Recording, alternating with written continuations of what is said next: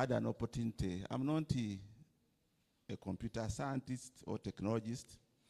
I'm just an economist. But in 2022, in May, I traveled to Norway in April to do my PhD. So I had an opportunity. My supervisor was a reformed Norwegian.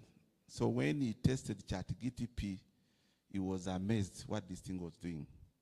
So what he did, he invited the colleagues across Europe, and he had a meeting. I didn't know about AI at that time. So he said, you people, how many have heard about ChatGPT? Because there were some hands in the room. We are many from Africa, and all of us were able to speak what we know about AI, the way people are talking here. And what came out of that meeting was that this animal is serious, and the only way we can manage it is by embracing it. That's why I picked interest in AI.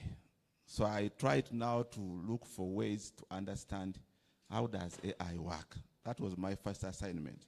Because when you look at AI from a perspective of ignorance, it is going to confuse you. And in Africa, where we have used witchcraft, some people even equate it to witchcraft. Because what it does, like what? Witchcraft. So I spent a lot of time to understand AI, and I made my decision that I need to invest so much in AI. And after 2 months, I started organizing workshops because I saw this was an opportunity for us in Africa to try to wrestle with the European, because AI is everywhere.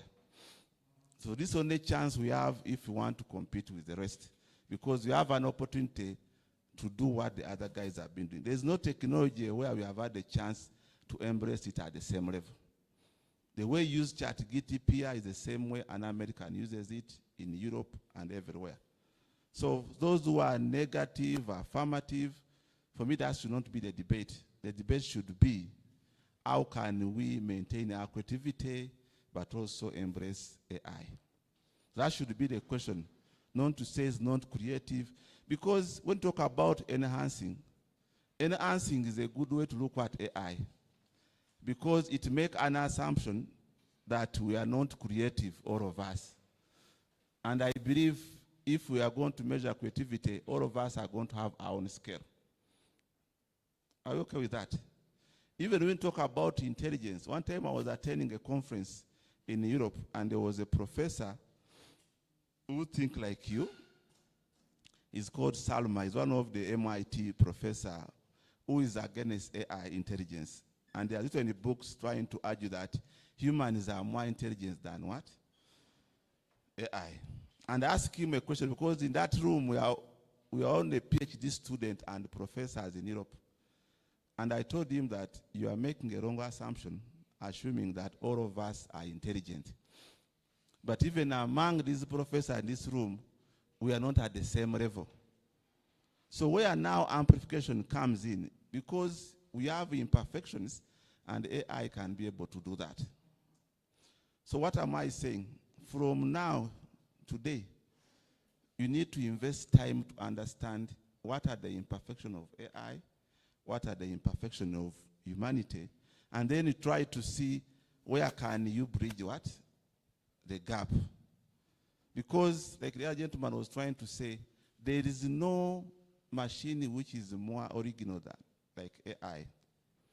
Because AI, when you ask a question, it does not copy and paste. The answer you see you get, it comes out of some algorithm which could try to predict the next word in the sequence. So there are only instances, 4 or 3, where you can have the same answer. For example, all of us typed here Amukasa. Bukenya got 20 pages about Amukasa. For me, I used the ZAI from China. He gave me around 5 pages. So if, for example, all of us keep on asking about Amukasa, and AI try to understand that when I ask Amukasa, this is the answer people are interested in, it can produce the same answer every time people ask, and there you can find some plagiarism.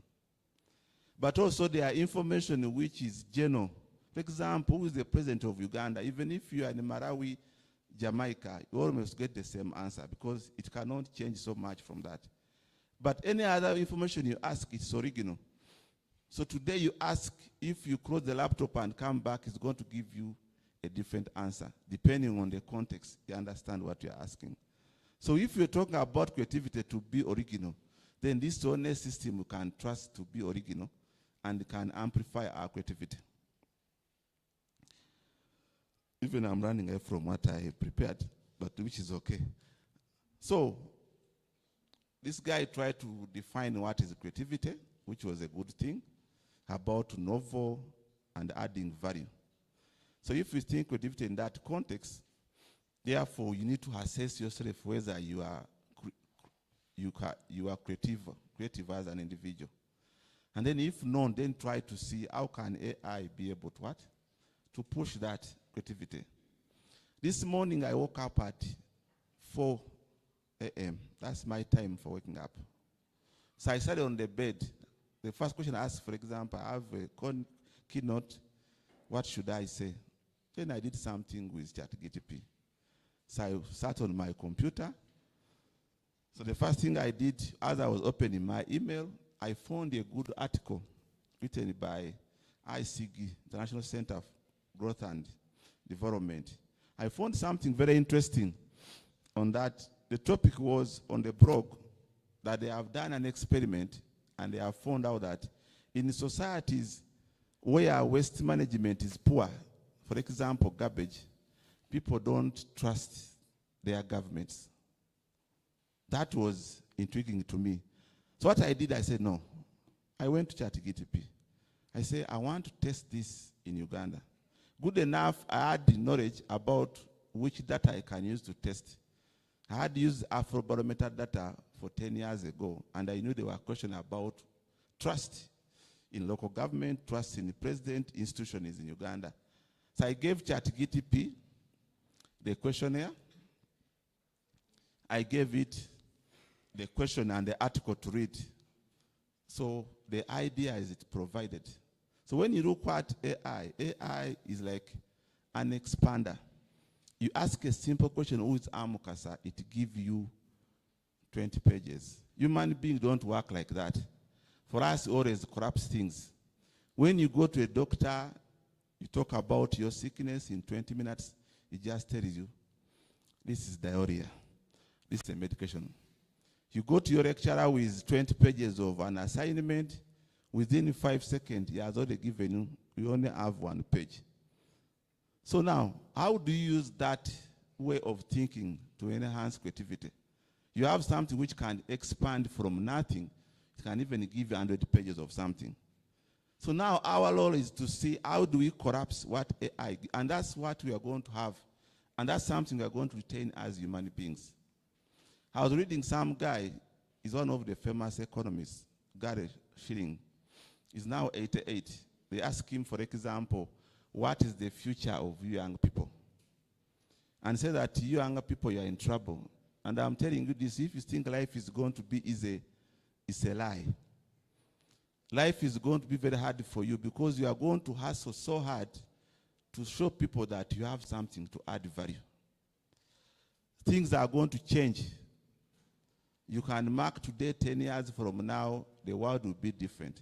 Because whatever routine we have been doing, AI can do better. So the question will be, what can you add? You are a lawyer. What can you add to it? Because most of the things lawyers have been doing, because lawyers have been surviving on people's ignorance. You go there, you say, I have a case in court, write for mere defense. Because the only one who can understand that language, you could survive on that. But now I don't need to go to a lawyer if I need certain things. I can sit to ChatGPT, I give my case, it can give me a defense, and I start from there.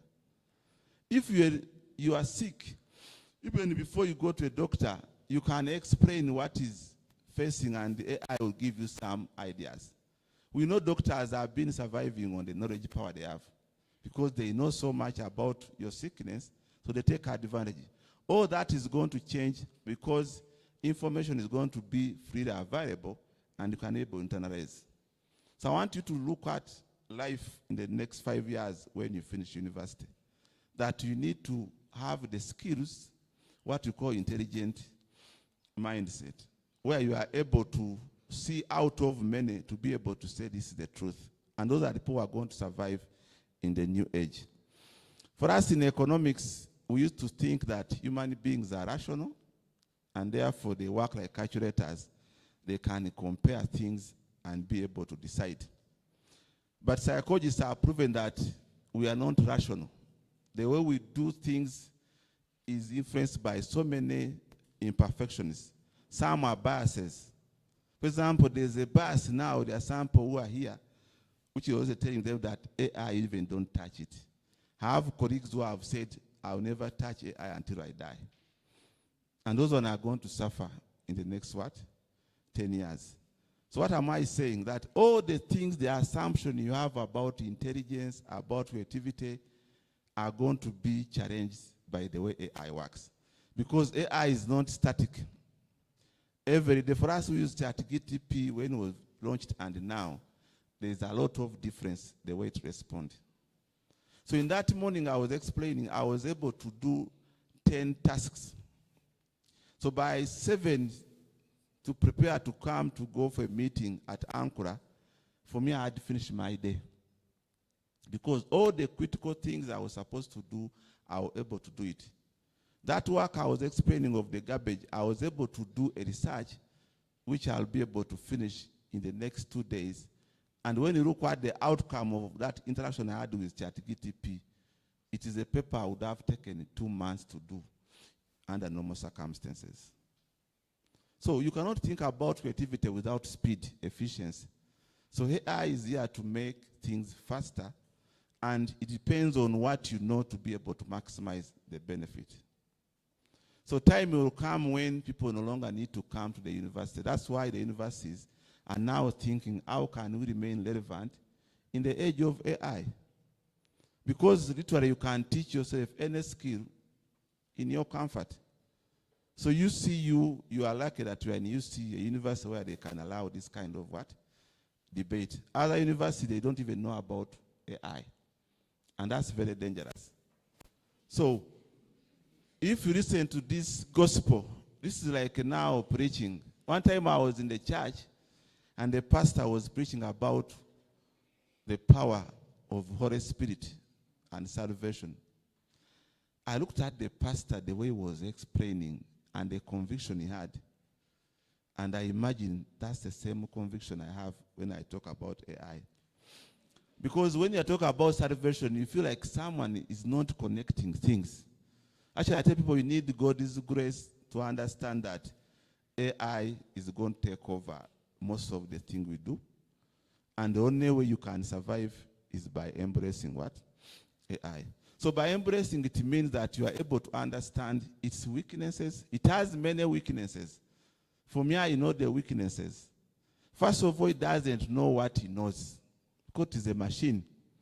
So when you ask a question, it will just pour whatever it thinks that is important to impress you. And that was the training. The training that whoever asks a question, give an answer. Rarely it can tell that I don't know. So it doesn't want to sound stupid. So once you know that, then now you are very cautious on when you are interacting with it. You have to validate every step. Let me give you an example. For me, most of my work I do is to run the models in economics. And when I read the history about statistical software in the 1960s, 70s, when they came, there was a lot of opposition. Because those days to run a simple regression, people used to take 6 years to run a regression. But now when the software came, it's just a matter of a command and you get results. So I've been trying to see, because softwares are widely recognized, so no one questions when you run things in Excel or in Stata, even when they have taken you 10 seconds. But people will be worried if you run a coursework in AI. It takes the same effort. So what am I doing now? Because I know the world appreciates statistical software. So now when I'm working with AI, AI does the donkey work. The only thing I inform it that whatever you do, because I know it can hallucinate, it can forge answers, I inform it at the beginning that you have to be very careful, my friend, because whatever you're going to do, I'm going to validate it in Stata or SPSS. So when it produces results, because it will do it, that paper I was telling you in the morning, it was producing results, but then I asked it to provide for me a starter command that I can go and validate in the system which is recognized. I get the point. So now, it is just helping me to run steps. My job is to validate. It's like I've been telling people, for example, you can't say that we should go back to walking to work if you have a car. But if you drive automatic car, the input of human being is less than 5%, an automatic car. Your job is to press, stop, increase, indicate. But the rest of the job is done by what? The car. So why are we not trusting a machine which can do most of the things? So it is the issue of the mind, and for us who want to survive. Because if you are pragmatic in the way you look at things, you focus on what something can do, and then you learn from the weakness. So if you just focus on how good AI can be in whatever those weaknesses, then that's what we call responsible what? Use of AI. So all the weaknesses people have talked about, at least the only one weakness which has remained is hallucinate, because it has the capacity to fabricate anything to look as if it is what? True. That's the only weakness they are struggling with. But I know with time they will be able to deal with it. All the other problem people raised now are no longer the issue, apart from maybe the biases within that. And that one, what is going to happen, I was talking to Bukenya what we are going to do in the future. Because, for example, lawyers, they have had the problem with AI because it can fabricate cases. So what is going to happen, we are going to go in the times of domain-specific AI. So lawyers in Uganda will sit and compile all the information they know is credible to do law. And therefore, they train chatbots which can only use that information to respond. Even here, I want to do the same. So if I'm doing economics as a course, we are going to pick all the books of economics in the library. We train a chatbot to answer any question a student to ask in economics. So that way, we are now running away from all the weaknesses any AI will have in responding to our queries. So that's not very far from now. Already other disciplines in medicine, they are doing that. Because AI is broad, because we have been only discussing about generative AI. But it is broader than that. We have predictive AI, which is very powerful, which can predict things with 100% accuracy. We have symbolical AI. These ones are doing wonders in medicine to detect cancer. So mean that we are going to expand this horizon in the space of AI. That's become very important, because you cannot finish a debate of where you say you're asking whether AI is better or is not better. Because undermining, you can't undermine what you don't have. There are some people who are not creative. For me, I've taught since 2006. But sometimes when I'm marking your scripts, I wonder what's wrong with these students. Because if creativity is about producing original, there are some people who cannot write beyond few lines when they're answering an essay question. You ask what factors are the development of infrastructure. You know infrastructure, it comes infrastructure, then it stops at that. Choop. Next point. Someone write 1 page. You want 20 marks. So are we creative? And then you start criticizing that AI is going to kill. Kill what? We don't have anything to kill. Actually, we just need to embrace. What I titled my presentation was Seeing with Two Eyes, Human Creativity in the Age of AI. So what we have been doing over the years, we have been seeing with one eye. And when you do that, you only see outlines. You only get a full dimension when you use 2 eyes. So that's why I told you at the beginning that this is an opportunity for us to be able to cover up all the inefficiencies we have, whether in thinking, whether in whatever we do. That if you can, I would tell people to give just a simple task that identify the things you can do very well, and then try to see how can AI do this. Because there you can be able to assess whether you are better or worse than what? The AI. You just do that. If you are good at writing, test the AI. You write your poem, you ask AI to do the same poem, and you assess yourself. All the fundamental skills of human nature, AI has beaten human beings. Actually, now there was a conference in UK where they were marking the Turing test designer, the mathematician, and they came to conclusion that we should stop testing whether AI is intelligent, whether it's super intelligent, and we focus on to train people to understand how to use AI. So I want to urge everyone who is here to take time, to invest time to understand how does AI work. How can I use AI to amplify whatever I do?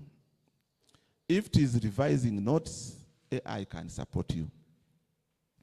If it's about doing research, it can support you. So once you do that and you start from the things you know, you start seeing how you are changing. For me, sometimes I fear myself now because I was not bad love before AI came. The Kenya would tell you before AI, they used to think I was very bright. But now I'm telling you, now I'm something else because whatever task you give me, I'll excel, I'm telling you. There's something I'm doing when I'm concluding. I'm doing some work for the Minister of Trade. And one of the work I'm doing is to do a plan for the national trade policy. The work is very complex because what I'm trying to do, they have designed a policy and I need to plan in terms of costing, how much it will cost to implement this plan. But the other day I was telling my wife that if there was no AI, this job, they would have caned me. I don't think I would have done it the way I'm doing it.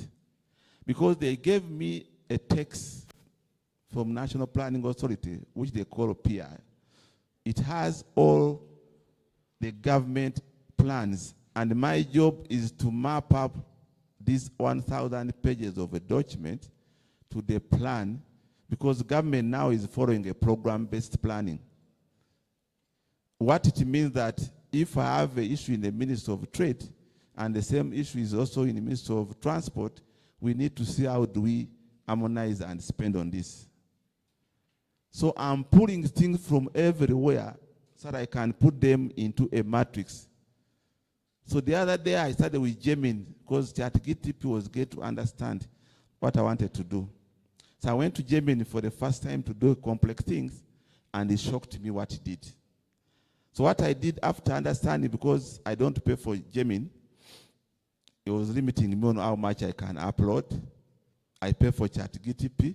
I picked what Gemini did, and I went and trained ChatGPT. That this is what I want to do. I gave it instructions.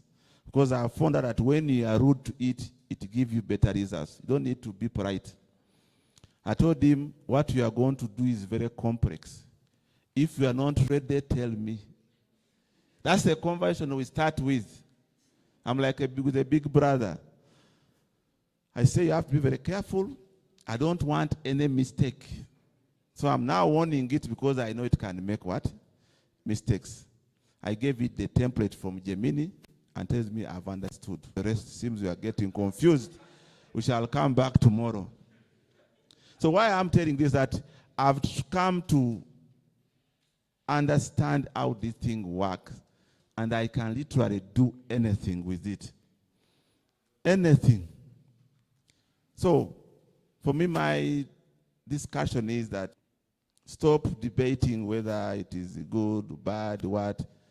Let's try to embrace, because you cannot criticize what you don't know. Because people are talking about many things which are not true. There's a lot of misconceptions. So the only way you can deal with those misconceptions if you try to go deeper. I have a blog where I write articles every week. And one of the things I've been talking about, that most people are just on the surface of what AI can do. And they base on that surface to make their own what? So you go deeper. You can only know something if you go what? Deeper. Stop being on the surface because you have asked what is economics, and to give you a wrong answer, and then you conclude this is wrong. It can say wrong things because this is a model which just predicts. And at first, it was even a serious problem because there was a time when they were asking AI to count how many R's in the word strawberry and was getting it wrong. And most people are saying this is a stupid machine. But the answer was that at that time, ChatGPT was giving the answer in the fly. Even you, if they wake you up from your bed and ask you what is your name, you can say your mother's name. Because it was giving answers in the fly. So they went and tested, what if we reduced the thinking capacity of the model by 20 seconds? That's why nowadays all the models are quoting. So all the response I get are influenced by our interactions. You get the point? So you can even feed into what you think. You can train it the way you want. And if you do that way, creativity will what? Will be enhanced. So it can only undermine creativity if you don't know how to use it. And there are very few people who are very good. So if you're already creative, AI will just push the limit. So these days I tell people that if you don't know anything, you are in trouble. Because if you try to cover up with AI, it is going to expose you. So you need to learn whatever you have to learn, and then you use AI to push that limit. And you can do that very well. So I want to end by encouraging you that you are very lucky to have this discussion. There are people who don't have a chance to listen to this.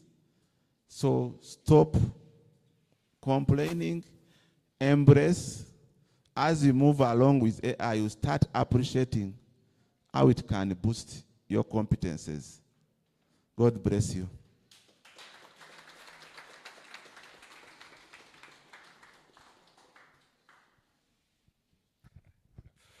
Thank you. Thank you so much, Dr. Sebagala. Another round of applause for him, please. Thank you so much for being such a disciplined and patient audience. We appreciate and we do not take it for granted. In about 5 minutes, we'll be walking out of here, but I do not want to assume we're listened into the conversation and do not have questions or comments. So I'll just allow a maximum of 2 people. Do you have a question for Dr. Sebagala based on his address? Anyone? A question?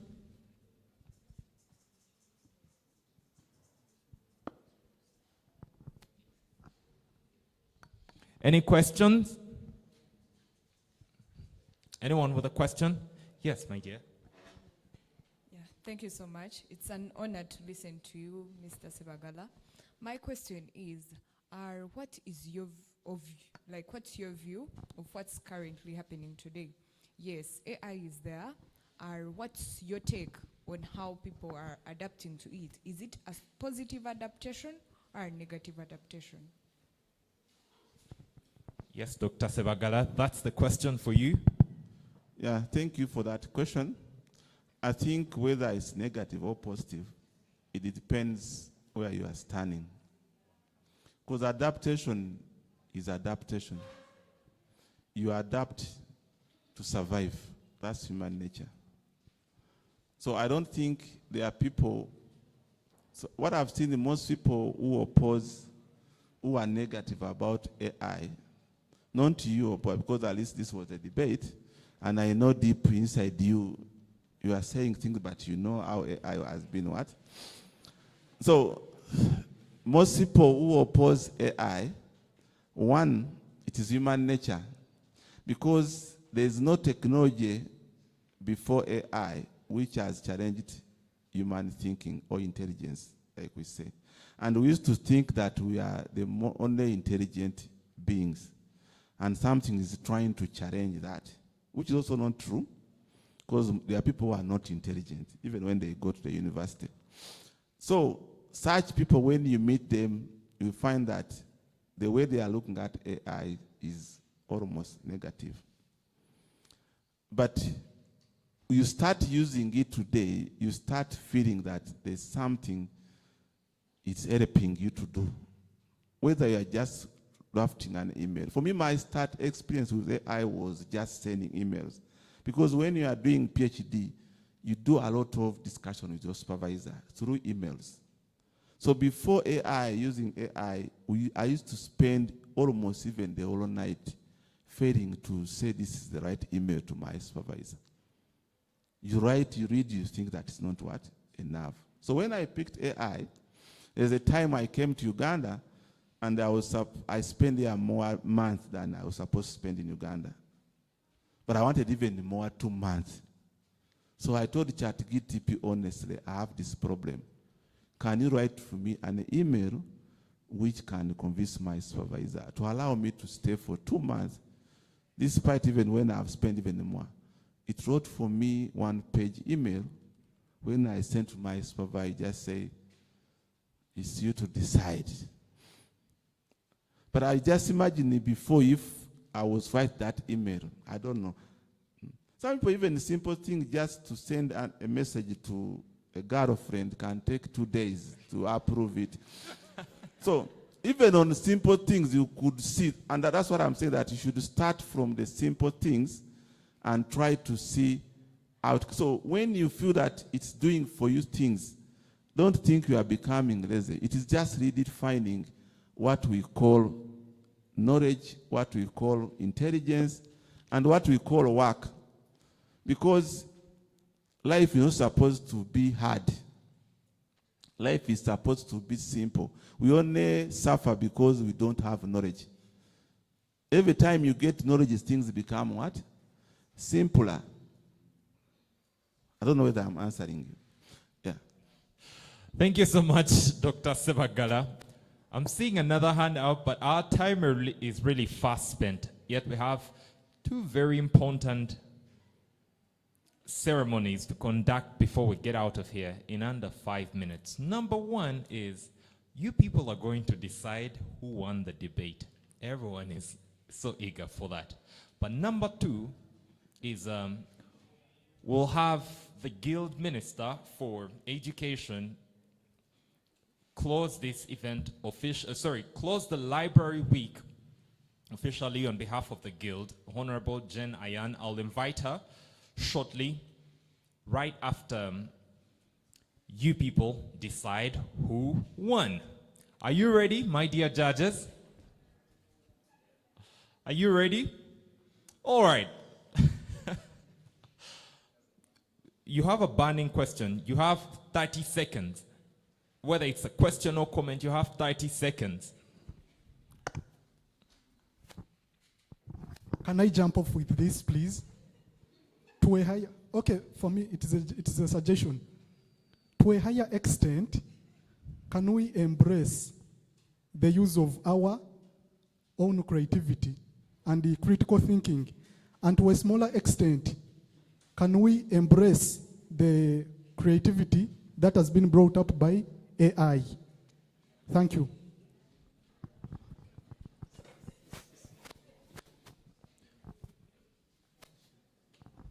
Would you like to comment on that, Dr. Sebagala?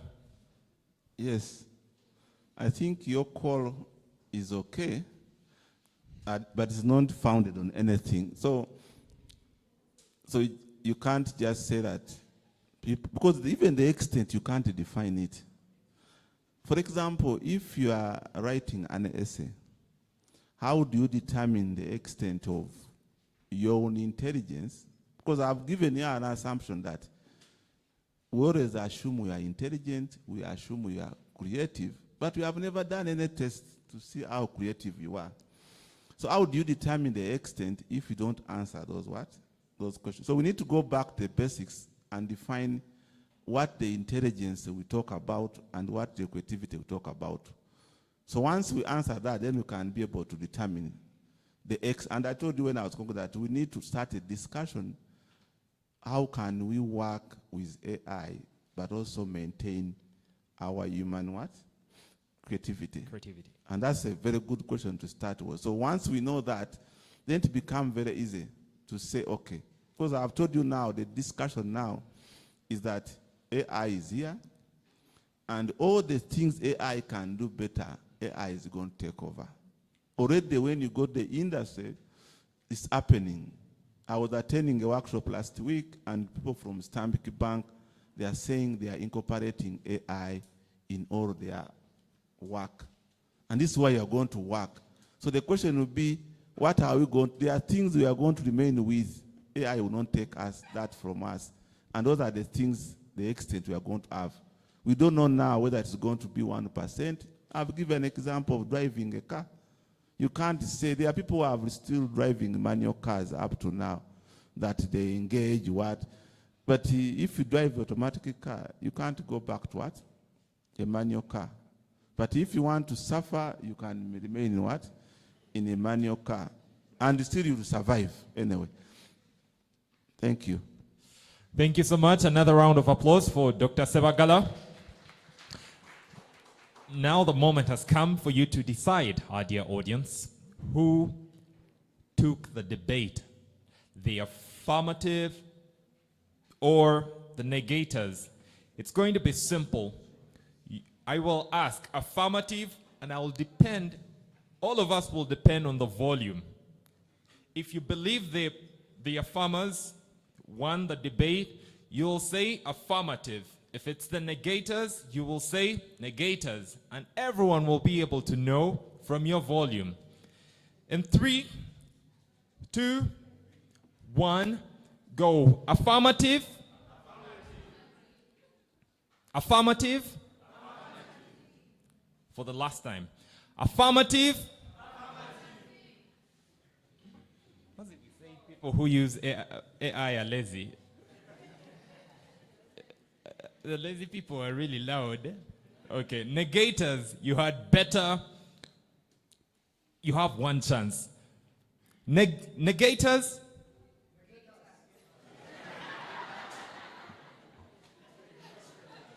For the second last time. Negators.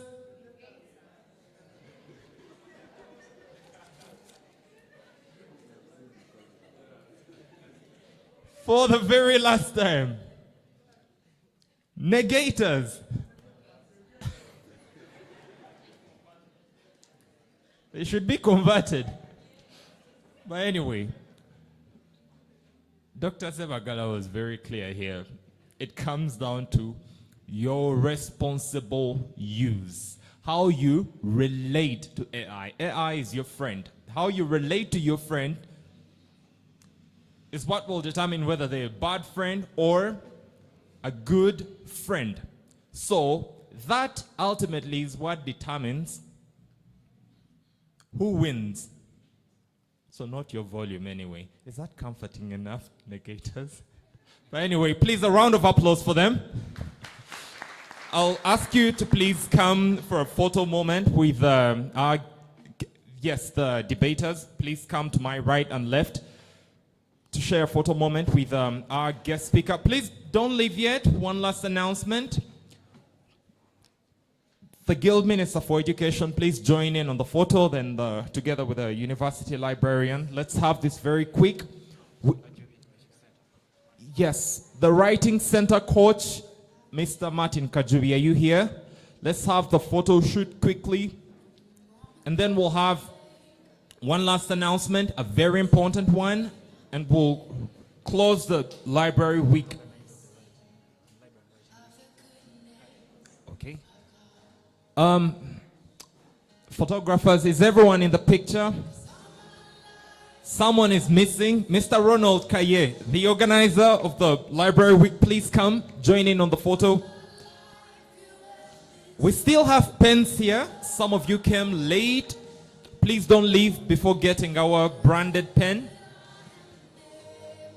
In 2 minutes, I request your patience. 2 minutes, we're getting out of here. Photographers, are we good?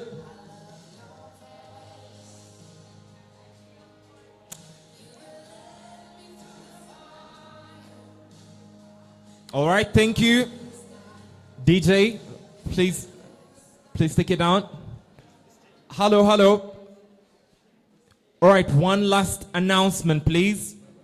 One last announcement. Hello? Okay. Hello? Yes. Good evening.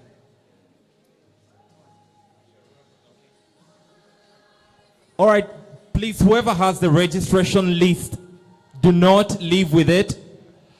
I would like to invite Jen. Jen, please step forward.